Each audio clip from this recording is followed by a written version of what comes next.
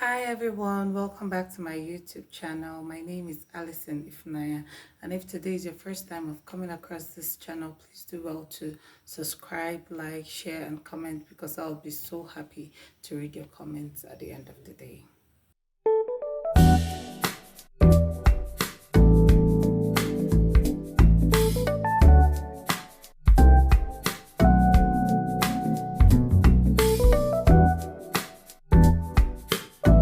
So guys, today I'll be showing you how I make my okwa.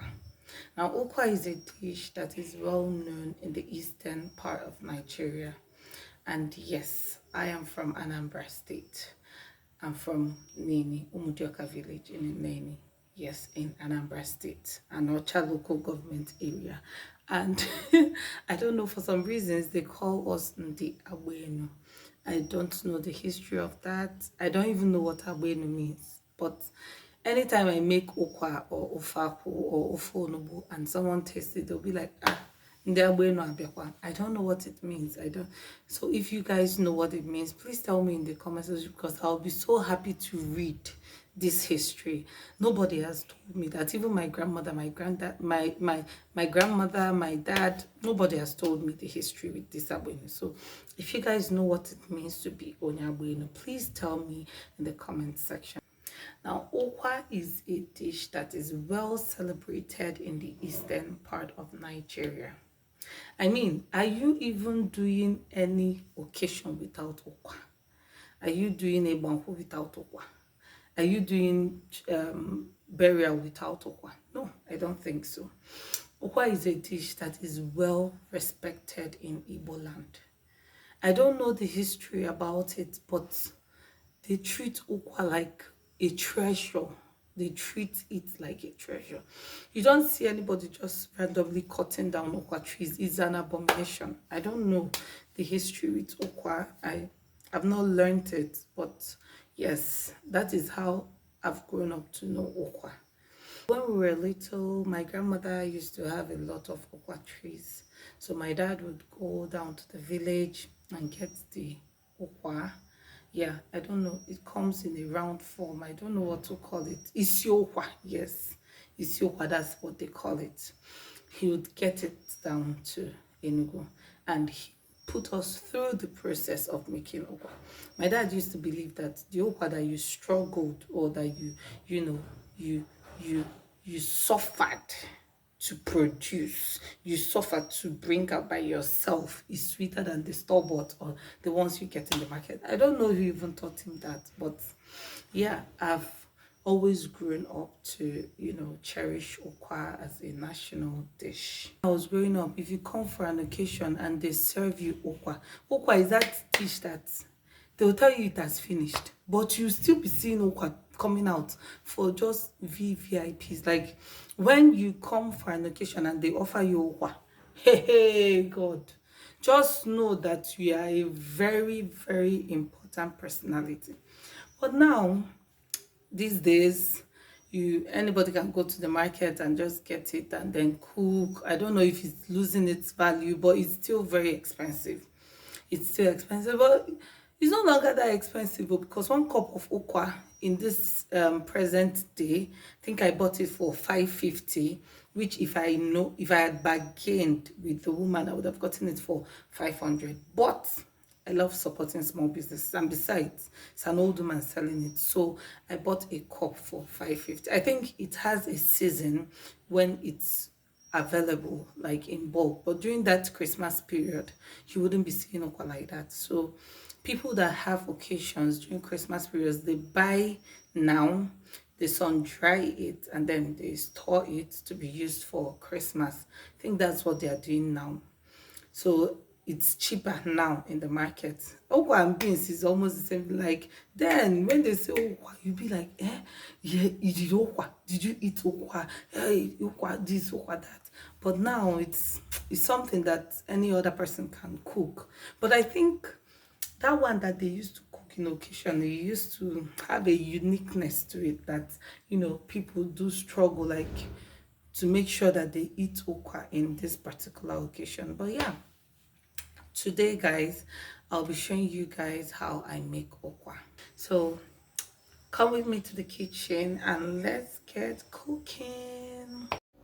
So guys, these are the ingredients I'll be using to make the ukwa. This is my ukwa. I think I have about 10 cups there.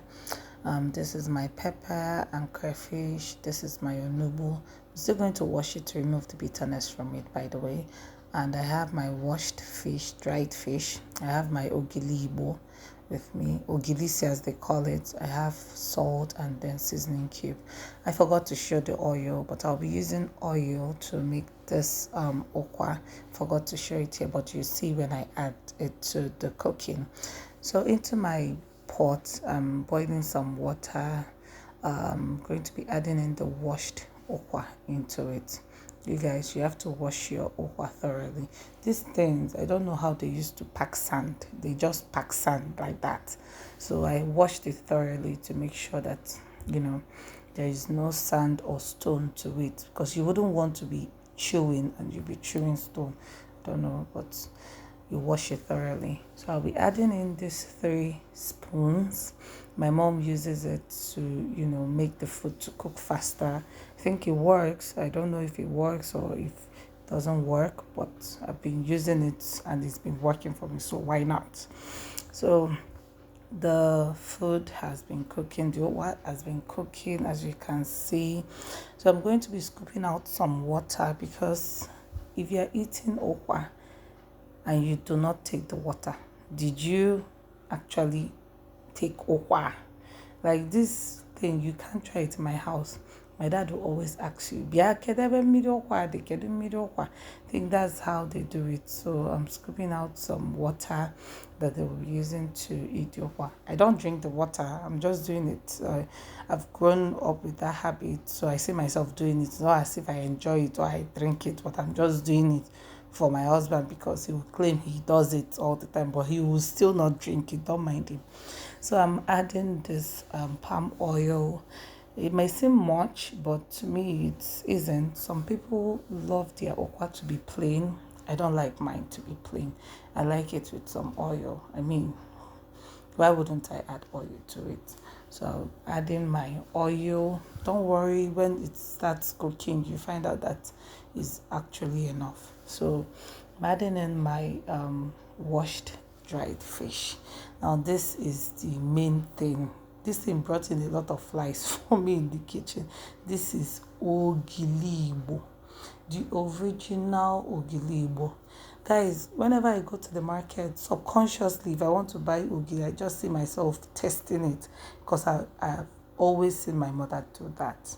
Now I can taste the difference between a good ogili and bad one, and it's crazy because nobody does it in this generation these days, but I still do it. I'm adding in my pepper and crayfish. My daughter actually helped me to pound that. She loves doing that in the kitchen. So I'm adding in my salt. I don't like, the flavor of ingredients to be too overpowering in okwa. It should just be a little bit. You wouldn't want too much salt, you wouldn't want too much seasoning cube, because then it's no longer going to be okwa. So I'm adding 1 seasoning cube. Like I said, I don't want the okwa to be too salty or too magiri or whatever. So I'm just adding it moderately. It just has to be moderate. So I'm giving it a taste, although I'm not going to, know what it tastes like now, because as you can see, the ogili has not even dissolved. So I'm going to cover it and allow it to cook for about 5 minutes, and then come back to check on it to be sure that the ogili has finally dissolved. So now it's been cooking for more than 5 minutes, because I had to attend to something, and then I'm checking it, and this is how I like it. Okwa is it just, I don't know if it cooks like beans. If you make it to be too if you don't want water in it, I don't know, when you finish cooking it, it's going to be hard, and I don't like my food to be hard at all. My dad likes his food watery. Even beans, it should be watery, because he didn't come to this world to suffer. So I've grown up to cook it like that. Then I'm adding in my onugbu. Like I said earlier, I had to wash it to remove the bitterness from it. So I'm adding in my vegetable. I usually love a lot of onugbu in my okwa. I love it. I love eating okwa and eating the vegetable together with it. So I'm going to give it a stir, and then I'm going to cover it and allow it to cook for more time so that the flavor of the onugbu is just going to, chickle. Is going to, what am I even saying? The flavor of the onugbu is going to infuse in the okwa, and it's going to be traditional. So I'm removing in my spoons that I've been cooking the okwa with. This dish, it didn't take me up to 45 minutes to make. My mom has already said the logic of putting iron spoon inside your okwa when you are cooking, that it makes it to cook faster. I'm just doing it because I picked it up as a habit. I don't know if it's good or if it works or not. So yes, I've given it a taste and it's good. I'm also going to allow it to simmer for about 3 minutes and then bring it down. So now the okwa has been simmering for 3 minutes. I'm giving it the last turn and I'm going to bring it down. This thing about cooking and videoing, my husband was already back and he needed to eat, so I was just rushing. I didn't even allow the okwa to cool again. I just had to bring it out hot. So the okwa is done. I'm taking it off from the gas, turning it off. So yes, let's do the plating. So now I'm dishing it out for my husband. He likes eating okwa with local plates. He would like to eat it like all these village people, all these Osofia movies. So I'm dishing it out for him. It's the aroma in the kitchen. My neighbors are going to be, they'll be like, who is this person that is disturbing them with this aroma? I remember when I used to live in one compound like that, my neighbor made okwa, and because of her, I had to cook okwa the next day. Now the food is done, so tell me, would you be trying this recipe? Let me know in the comment section. Thank you guys. See you in my next video. Bye.